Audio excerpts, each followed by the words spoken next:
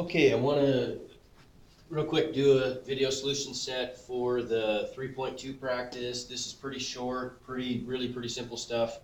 So quick review, this is about set of complex numbers. Remember, the set of complex numbers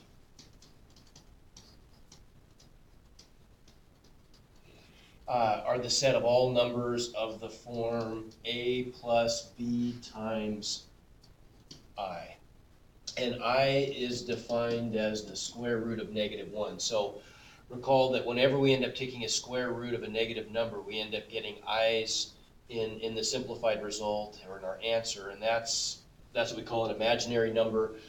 Complex numbers can have both a real part and an imaginary part. For example, if we look at this complex number down here, -7 minus I, -7 is what we call the real part.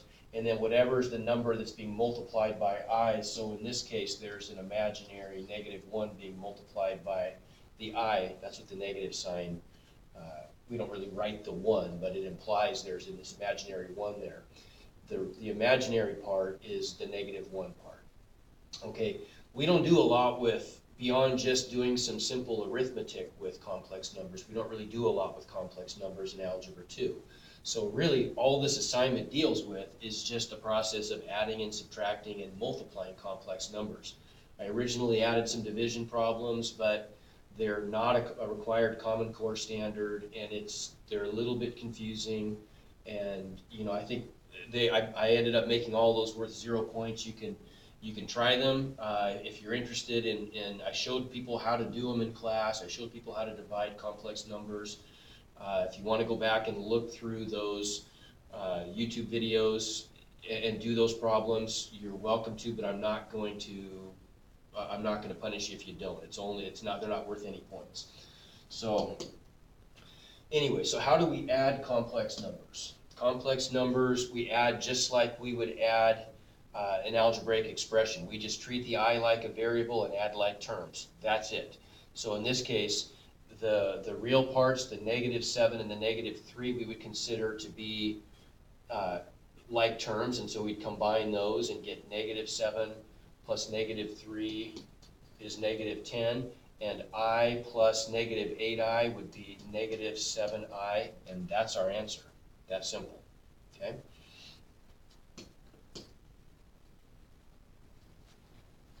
So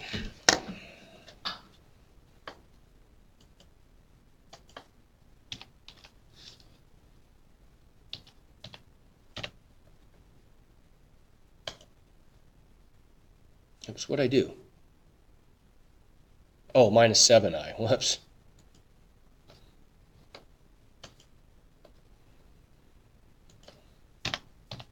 There we go. Okay, and none of those really get any harder if I add the like terms here. So this time notice that there is no I in the first complex number. It's just a straight real number. There's no imaginary part. So now I'd combine the -1 plus 7 gives me a +6, and then there's only one imaginary term, and that's the 6I, so 6 plus 6I would be my answer.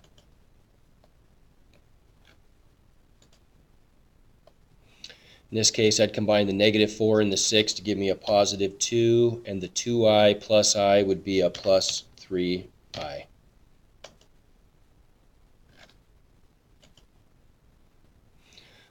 In this case, I've only got one real part, which is -5, and then I'd get a -7I plus a +7I would just cancel, and so my answer would just be -5. Okay, what about subtracting complex numbers?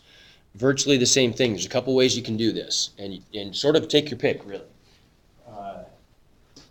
If I've got a situation like this where I've got the number 1 minus I minus the complex number 10, all I really have to do is either what our textbook actually endorses is the idea that you just apply this sign, like 1 minus 10 would give you -9 for the real part. And then what if this said, well, I'll tell you what, for this example, let me come back to this one. I want to do a normal one first. let's go to, how about, there. Let's start with this one. It's easier to start here. So what our online textbook supports is this concept. So we get 4 plus 5i minus negative 5 minus 4i. So it would be to say, let's take the real part minus the real part. So I'd end up with 4 minus negative 5 to give us the real part answer of 4 minus negative 5 would be positive 9 plus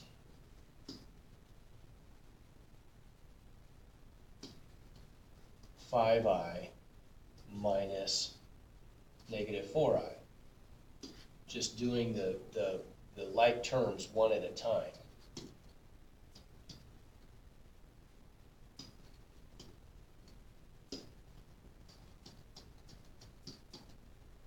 And what's that going to give us? 5i minus negative 4i would just be a positive 9i. Okay, that's fine to do, and that's okay. I prefer to do it a little bit differently. That's fine. That's going to be our answer. But I prefer to distribute and add. Not much of a difference, and I feel like there's less opportunity for mistake if you do it this way. Although, do whatever seems easiest. So if I do this, there's nothing being distributed in front of this quantity, so I don't really need these parentheses. I can just get rid of those. And then if I distribute this negative 1, when I subtract a quantity, I'm really just multiplying the quantity by negative 1. So if I distribute the negative 1, or you can even think of it as distributing the negative sign, negative negative, or negative 1 times negative 5 is plus 5. And negative 1 times negative 4i is plus 4i. Now I treat this just exactly like like adding complex numbers. Just add up the like terms. 4 plus 4 is 9. 5i plus 4i is 9i. To me, that's easier. That's the way I'm going to do it in the solutions.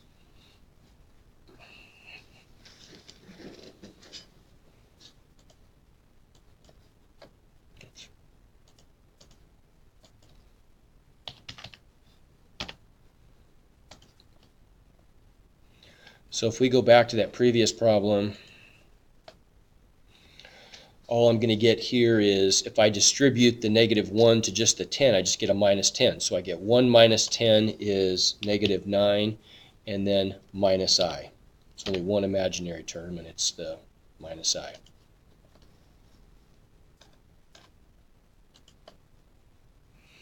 Okay, if I distribute the negative here, there's only one term, so I'm going to get my one real term plus 6i minus 8i combines to minus 2i.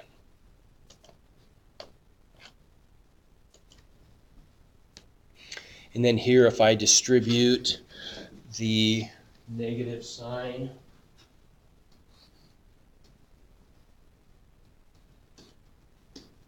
I end up getting negative 19, minus 20i. If I distribute the negative sign, first term becomes negative, second term becomes negative, and now I can just combine like terms. So negative 19 and negative 5 combine to negative 24, negative 20i and negative 25i, negative 45i, combined to negative 45i.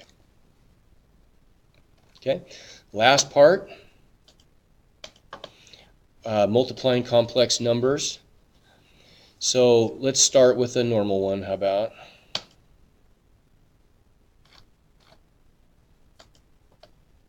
Like so, where we've got two complex numbers that each have an imaginary and a real part.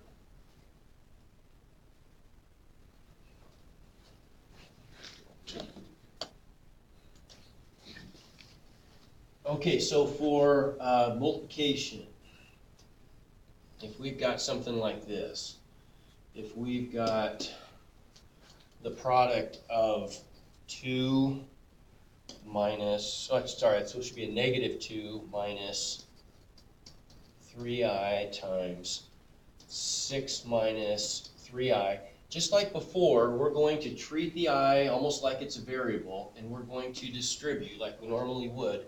We'll take the negative 2 and distribute that to both terms, which is going to give us, let's see, negative 2 times 6 is negative 12. And then negative 2 times negative 3i is positive 6i. We'll take the negative 3i and distribute that to both parts. And negative 3i times 6 is negative 18i.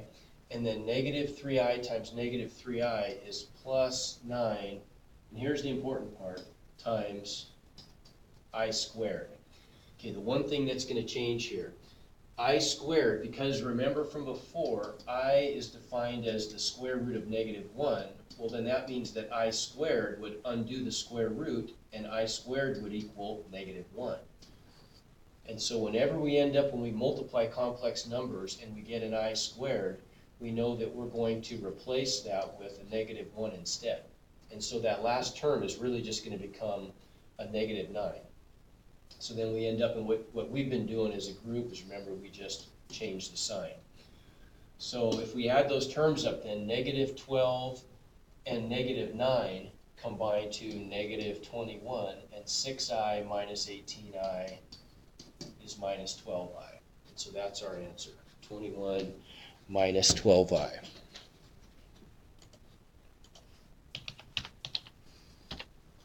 Just got to remember, when you get I squared, turn it into a negative 1.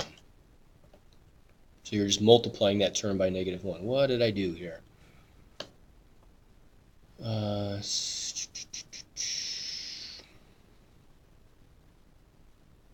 Oh. Yeah, I see what I did. My gosh. All this cold medicine, I'm assuming. Let's hope that's what it is. Negative 2 times 6 is, the negative 2 times, that's 6i, so what did I do wrong here? Negative 18i plus 9i.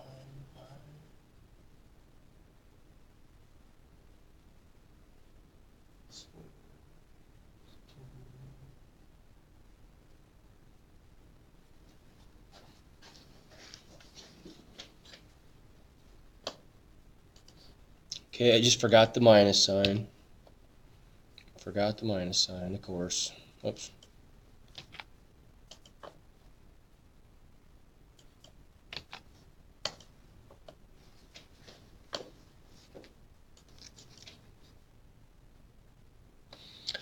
So this would be a pretty easy multiplication problem. In this case, I'm just going to distribute the 2 all the way through, and I'm going to get a negative 20 minus 20i.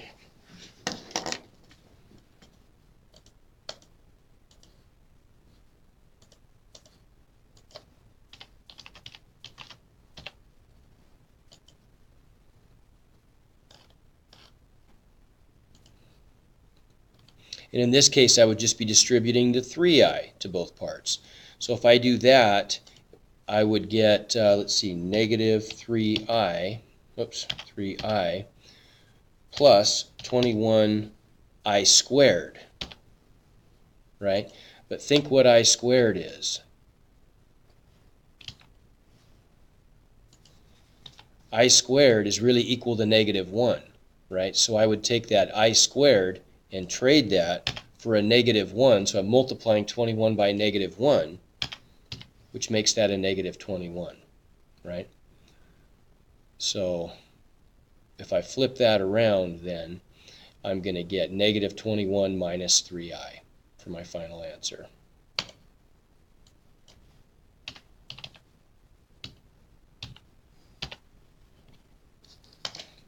Let me just show that. I feel like I should write that out.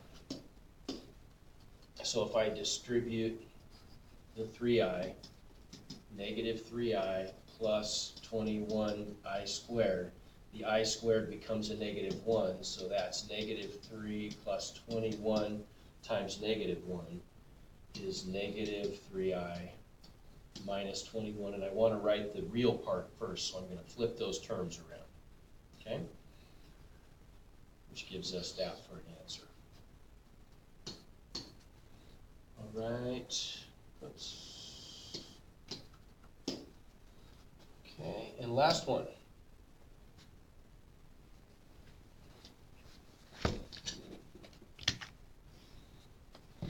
Okay, so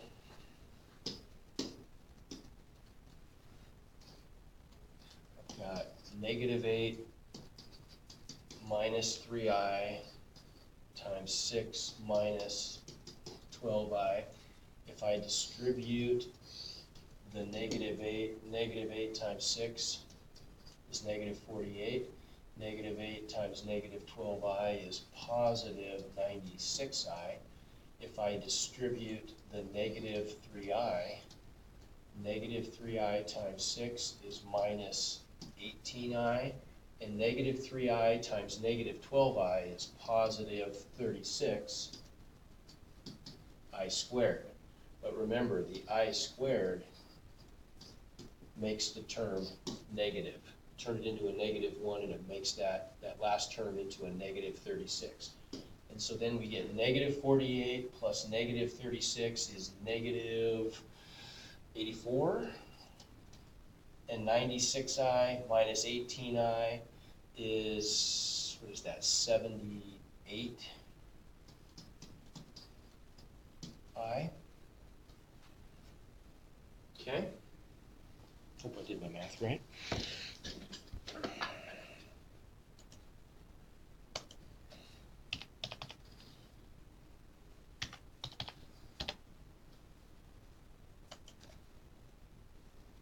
Okay, all right, that's it. Thus concludes video solutions for the 3.2 practice.